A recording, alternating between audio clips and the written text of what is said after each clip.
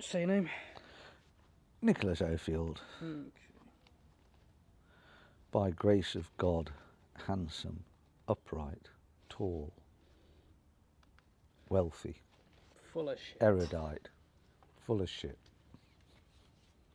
Those are places I hadn't had an opportunity to visit. There were still virtually no roads. They'd put a road in down the coast and a main road through to Nisra, but most of the other places were still graded dirt roads, although they were building at a rapid rate. But it did give me an opportunity at weekends to travel to all these far-flung little villages and places where my soldiers had come from. And in many locations, I was still the first foreigner that anybody had ever seen. These are still villages, still got no electricity, still got no water, no nothing, because the development hadn't reached them by then.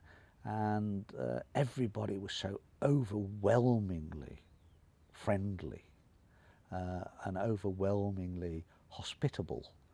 And I do recall sort of driving down towards the Wahiba Sands, and this Bedouin encampment on the fringe of the Wahiba Sands, and I'm wondering whether I should approach them or not approach them. You're never quite certain, because all the men might not be there and only the women there, and this was still a bit touchy in those days.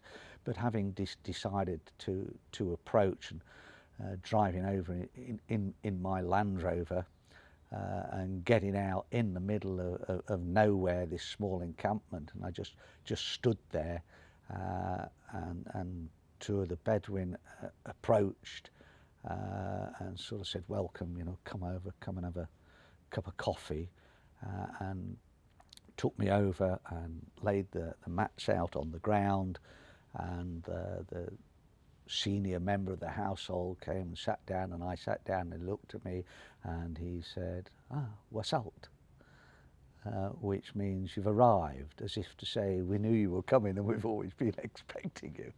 And that later on I realized that happened on 2 or 3 occasions. It was not it's just to them a natural thing.